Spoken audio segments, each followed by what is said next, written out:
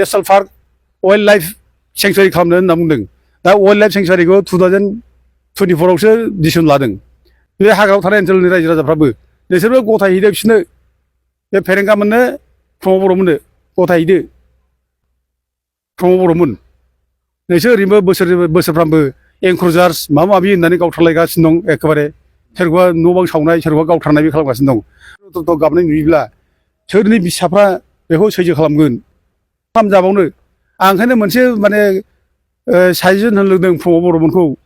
जे फेरेंगामोनखौ नोंसोर बे मानसिफोरनि जिउआ जेबो गैखाला बे मानसिफोरनि गथ' गथायफ्रा जिबन जाखाला जेब्ला बे मानसिफोरनि फिसा फिसौफोरखौ नोंसोर गोदना सेथे सेथे बुथारजोबदो जों दा चिरां जिल्लानि डिअ अफिसाव बै दाखालि 4 थारिखखालि सान्तिपुरनि सोनाबजाय अदालगुरि गामिनि गासै 300 न'खर बेखौ होखारनायनि जानाखि फरेस्ट डिपार्टमेन्टआ लाहार फाहार खालामदोंमोन आरो 4 थारिखखालिनो बे अदालगुरि जायगायाव थांनानै बे बर' बुरि सानैखौ जे बे दाफनायाव बुलायनाय जों माने नुदों मिडियायाव ओमफ्राय बेखौ लानानै आं मा जामारदों मैया 5 थारिखखालि आङो बे जायगायाव थांदों लोगोफोरखौ लानानै नायदिंदों दा बेयाव थांनानै आं गासिबो रिपर्टखौ लाना फैदों दा बेखौनो आं दिनै चिरां जिल्लानि डिअ फनाव रायज्लायना फैदों आंजों गोबां रायजोफोर दंमोन दा बिथांमोनहा थांजोब्बाय दा आसलथे बे जायनाखि अदालगुरियाव जानाय घटना बे जायगायाव बर'फ्रा 2005 आव थानायनि मोनसे डिअफनि माने लेखा दङ बिसोरो बे जायगायाव 2005 आव थादों बिनि डिअफनि लेखा दङ दा बे हिसाबै 2005 आव थादोंब्ला जे नैबे फरेस्ट राइट्स एक्ट 2006 ओमफ्राय एक्ट रुल्स एन्ड गाइडलाइन्स बे लेखा बादिबा ट्राइबेलफ्रा 2005 आव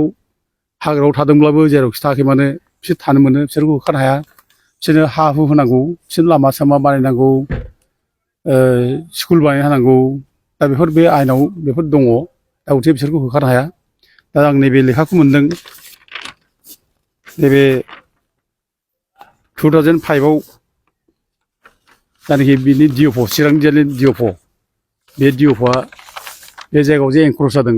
बे हाग्रायाव जे एनक्रस जादों अदालगुरि जायगायाव बे होननाय रेकर्ड दङ दा बे हिसाबै बिसोर थानायनि जायनाखि रेकर्ड बे गभर्नमेन्ट रेकर्डआव दङ आरो लोगोसे बिनि उनावबो बे जायगानि रायजो राजाफ्रा बेनि चिरांनि डिअफजों रायज्लायदों रेन्ज अफिसारजों रायज्लायदों आरो बिसोरबो बे जायगायाव थानायनि बाथ्राखौ बुंदों थानो मोनगोन थानो हागोन जिपिएसबो खालामदों आरो बिसोरनो माने बे जायगायाव गोबां माने भटार आइडि खालामनाय ओमफ्राय गुबुन गुबुन डकुमेन्टस खालामनाय बेखौ खालामनो हादों ओमफ्राय पलिटिकेल लेभेलावबो दा जोंना माने बिटिआरनि चिफ प्रमद बर' आरो लोगोसे फरेस्टनि इएम रन्जित बसुमतारीजों रायज्लायदों आरो बिथांमोनाबो जे थानो मोनगोन नोंसोरो बे जायगायाव नोंसोरनि लेखाल' थिग थानांगौ नोंसोर 2005 नि लेखा बानाय होनलायनायखाय बिसोरो 2005 नि लेखाखौ बिसोरो खालामना लादों दा बेफोरबायदिखौ नायोब्ला दा बे जायगायाव बिसोरखौ माने दोननाया बे फरेस्ट डिपार्टमेन्टआ दोनदों आरो लोगोसे पलिटिकेल माने तरफनिफ्राय बे प्रमद बर'मोनहा बिसोरनो इनकारेज खालामदों बेयाव थानो थाखाय दा बिसोर जुदि बेयाव थानो थाखाय इनकारेज खालामदोंब्ला थानो थिनदोंब्ला आरो फरेस्ट डिपार्टमेन्टआबो थानो जुदि बुंदोंब्ला बिसोरखौ जुदि बे जायगायावनो थानायनि लेखा पत्र खालामनानै जुदि होदोंब्ला दा दिनै मानि थाखाय इभिकसन बेलाय मानि थाखाय बिसोर होखारनो नागिरखो दा प्रश्नआ बेनो दा गोरिब दुखि बर'फोर जेरावखि थाया नोङो 2005 नि सिगां जुदि थादोंब्ला बिसोरनोथ' दिनै थानायनि बेब'स्था खालामनांगौ बिसोरखौ होखारनोथ' बाथ्रा थानो हाया दा जोंनि मानसिफ्रा बे जायगानि मानसिफ्रा बर' मानसिफ्रा थागिबि फिसा जों बे थागिबि फिसाखौ आलाय सिलाय दिनै दगमग खालामना होयोब्ला जिबननि खुनु मोनसे माने स्टेबोल थानायनि बेब'स्था जुदि खालामना होआब्ला बे दफा दफा खोथा बुङोब्ला नोंसोर बेयाव थानो मोनो एखमब्ला थानो मोना होननानै जुदि बुङोब्ला होखारब्लाबो नागिरब्ला बिसोरनि जिबना बोरै जागोन दा गोरिब मानसि बे गोरिब मानसिखौ जों अनाब्ला सोर अननो जों दा बिटिआर गभर्नमेन्ट मोनबाय बिटिसि गोदान सरकार फैबाय दा बिसोर जों अनाब्ला सोर अननांगोन ना आरो गोरिबखौ जुदि जों अननो रोङाबा गोरिबफ्रा जौगायाब्ला होनब्लालाय जाथिया बोरै जौगानो बेखायनो जोङो बे गोरिब गुन्द्राखौ जों बांसिन अननांगौ बिसोर असहाय मानसि बिसोर जेबो गैया बिसोरनो सहायनांगौ बेखायनो जों बिसोरखौ बांसिन अननानै बिसोरनो जों सहाय होनांगौ बे जोंनि दायित्व जानांगौ दा खिन्थु होखारलाबायनो नागिरनाय बेथ' मोजां माबा नङा बे आरो इनहिउमेन कार्ज बेखौ होखारलाबाय हाया दा अबयसे फरेस्ट डिपार्टमेन्टआ बुंदों जे बिसोरखौ दस्रा जायगायाव माने बोखारनानै लानानै दोनहैनो बे बाथ्रा बुंदों दा जायगा मानसिया जों जेराव थाखाबाय जोङो बे जायगाखौ नागारा बे बाथ्रा बुंदों आरो मोनसे माने सोंलु फैदों दा दिनै बर'खौल' मानो टारगेट खालामबाय थायो मानो बर'खौल' होखारनो नागिरबाय थायो दा जायगा जायगा बर'खौ होखारदोंबो बे प्रमद बर'नि सरकार फैनायनिफ्राय गोबां जायगाफ्राव बर'खौ होखारदों न' बां सावनानै होखारदों न' बां बुख्रुब सुख्रुब होखारदों दा जोंनिखौल' मानो होखारो मालायखौ मानो होखारा दाथ' बे ओनसोलाव बे हाग्रा ओनसोलाव बिराद बुरजा माने गुबुन जाथिफोर बाहेरानि मानसिफोर बेबो जोंनि जायगानि मानसि नङा बेबो जोंथ' बर'फ्रा बे जायगानि आसामनि थागिबि फिसा जों बे आसामनिफ्राय बबेबा खना जायगानिफ्राय फैनानै जायगा नागिर नागिर थाफैनाय जानो हागौ मिक्स जानानै थाफैनाय जानो हागौ खिन्थु जायफ्रा बाहेरानि थानायखाय आसामनि नंथ्रा भाषायाबो गोदानखाय बुजिनो हाया जों झारखन्डनि फैनाय दङ जेरै छत्तीसगढ़नि फैनाय दं मानसिफोर दङ दा बिसोरथ' 2005नि फरेस्ट जायनाखि नैबे डुवेलार्स एक्ट बे फरेस्ट जायनाखि राइट्स एक्ट बेनि माबायावथ' बिसोर गोलैया आउटआवबो बिसोरथ' गोलैया बे आयेन बादिब्ला फरेस्ट राइट्स एक्ट 2006नि आयेन बादिबा बै जायनाखि गुबुन गुबुन जाथिफोर थाफैदों हाग्रायाव बिसोरनि थानाया मोनथाम जेनेरेसननि सिगां थानाय जानांगौ जेराव मोनथाम जेनेरेसन बा मोनसे जेनेरेसन 25 बोसोरखौ लादों दा 25 बोसोरब्ला मोनथाम जेनेरेसन बा 1930 जायो दा 1930निफ्राय बे जायगायाव थानाय जानांगौ दा जोंथ' नुजोबदोंना गासिबो बे हाग्रायाव खुनु रावबो 1930निफ्राय थायाखै थादोंब्ला बे जायगायाव गोदो साइफोरनि दिनाव बर'फोर थादों बर'फोरनि बादै खुनु रावबो दा जायफोरखौ बुंदों आरोखि सावथालखौ होनना बुं बे उरावफोरखौ होनना बुं बा नेपालि होन बांगाल जुंगाल जायखौ जाथि होनना बिसोर रावबो गैयामोन बे जायगायाव अब्ला दिनै जायफ्रा थानो मोना बिसोर थागासिनो दं दिनै आरो जायफ्रा दङ बिसोरथ' बावाखै बुंनो थांब्ला नै बावथाखै सोरबा रिसेन्ट बे 2005नि जानाखि माने फरेस्ट राइट्स एक्ट जानाखि नियम बिनि नियमनि उनावबो बिसोरो एनक्ल'ज खालामनानै दं दासिमबो एनक्ल'ज खालामनानै दं दा दिनै बिसोरखौ होखारनायनि बेब'स्था लाखिसै दा खिन्थु गावनिखौसो होखारनानै लाबाय बिदिनो जोबोद दुखुनांथाव जायोना बेनिफ्राय दुखुनांथाव मा थानांगौ दिनै प्रमद बर'ना सिन्था खालामनांगौ जे दिनै बे गावनि माने माबाफ्रा फिसाफ्रा जुदि आलाय सिलाय जायोब्ला बे बिमा बिफानि नोजोराव बेसेबां दुखुनांथाव सोर बिमा बिफा सयथ' गाबनाय नुयोब्ला सोरनि फिसाफ्रा बेखौ सैज्य खालामगोन दाथ' बे होखारोब्लाथ' बिदि अबस्था जागोन बिसोर न' बां गारना खारनांगौबा न' बां माने बुख्रुबना ओंखारजायोब्ला बे अबस्था जागोन दा बिसोर मा खालामनो दिनैलाय दा नोंसोर थानोबो थिनो आरो होखारनोबो नागिरो नोंसोर लेखाबो बानायो डिपार्टमेन्टआबो आरो गावसोरबो बिटिसिनि सरकाराबो फेरेंगामोनाबो थानायनि मोनसे लेखा बानाय होनना बुङो लेखाबो बानायनानै लाबाय दा दिनै थेवबो होखारनो नागिरब्ला मा खालामना जाबावनो बिसोरलाय मा खालामना जाबावनो आं ओंखायनो मोनसे माने साजेसन होनो लुबैदों प्रमद बर'मोनखौ जे फेरेंगामोनखौ नोंसोर बे मानसिफोरनि जिउआ जेबो गैखाला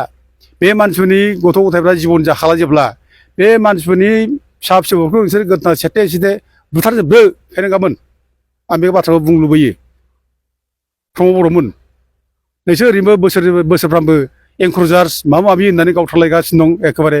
सोरखौबा न' बां सावनाय सोरखौबा गावथारनाय बे खालामगासिनो दं जे खालामदो नोंसोर बेखौ खालामनाया स्रा जाथोंसै जोबथोंसै समयसा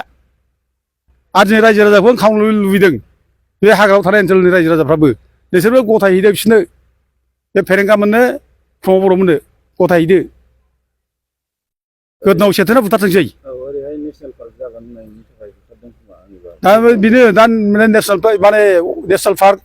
वाइल्ड लाइफ सेंसुरि खालामनो होनना बुंदों दा वाइल्ड लाइफ सेंसुरिखौ 2024आवसो डिसिसन लादों दा 2024नि सिगां बिसोर दंखायोब्ला दिनै नोङो 2024आवसो बे मानसिफोर थानाय जायगायाव बर'फोर थानाय जायगायाव नों बोरैहाय वाइल्ड लाइफ सेंसुरि बानायनो फालाय बेथ' कुइसन जागोन ना दा 2005आवनो बिसोर दंखायो जेनेबा रेकर्डआनो दंखायो जेनेबा लेखानो दंखायोब्ला अब्ला नों 2024आवसो बोरैहाय माने वाइल्ड लाइफ सेंसुरि बानायनो फालाय बेथ' दुखुनांथाव बानायथों जोंहा दुखु गैया माने जिब जुनारफ्राबो थांनानै थानांगौ जोङो हाग्रा बंग्रा जोङो नांगौ हाग्रा बंग्रा गैयाबा जाय रिजार्भ फरेस्ट गैयाबा थांनानै थानो हाया जोंनि आंगो लोगो रिजार्भ फरेस्टआ दा जिब जुनाराबो जोंनि आंगोलो थांना थाथों बिसोर नांगौ बिसोरनोबो सेंसुरि नांगौ wildlife sanctuary national park खालामथों जोंबो नांगौ खिन्थु दिनै बर'फ्राबो मोनसे प्रटेक्सन दंमोन ना मानो बेखौ सिन्था खालामदिया बर'फ्राबो प्रटेक्टेड क्लास प्रटेक्टेड जाथि जेरै जिब जुनारखौ प्रटेक्सन खालामनानै दोनो बिसोर निरापत्ता होयो दिनै बर'फोरखौथ' साइडनि दिनावनो खुन ब्रिटिशनि समावनो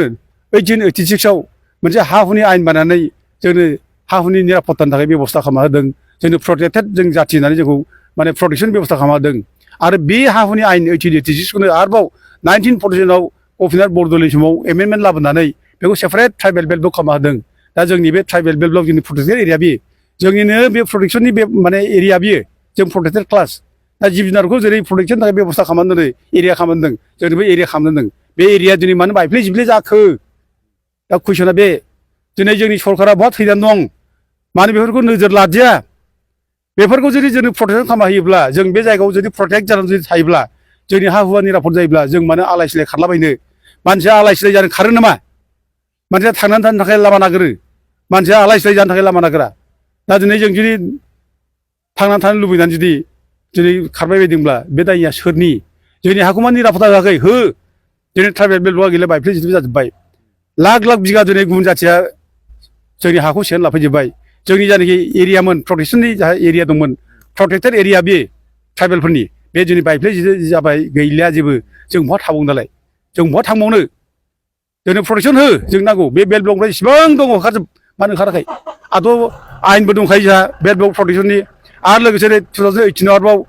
माने हाइकर्टआ अर्डार होबावबाय जे ट्राइबेल बेल्ट ब्लक इसिबां माने एंकर जादों बेखौ ओंखारजोबनांगौ होनना बुंदों दिनै सरकारा मानो बिनि इनिसियेटिभ लायाखै ओंखारजोब ओमफ्राय ओंखारजोबनानै बे हाग्रायाव इसिबां बर'फोर दं जायफ्रा इलिगेल हाबनानै दं लाबोजोब दोनफै जों मोजां मोनगोन आरोखि बिदिब्ला अब्ला दसेबो बिफां फांसेबो हाग्रा दाननाय नङा रावबो दा आं खावलायदों जोंना बे बिटिआर सरकारा बेखौ खालाम माव आरो ट्राइबेलफ्रा जेराव दासिम दं जेराव जेराव थादों बेफोरनो हा हो 2005 आव जायफ्रा हाबना थाबाय हाग्रायाव बेनो हा हो बिसोरनो थानो जायगा हो लामा सामा बानायना हो न' बानायना हो बेखौ जों लुबैयो आरो बर'फ्राबो जायफ्रा हाग्रा हाबदों जाहाथे गोदानै हा दाना जों बेखौ खावलायो बे फरेस्ट रुलार जायनाखि act forest reserve forest rights act 2006 नि आयेन बादियै जाहाथे गोदानै रावबो बे आयेनखौ सिफायनानै जाहाथे हाग्रा दाना जों बेखौ खावलायदों रायजो राजाफोरखौबो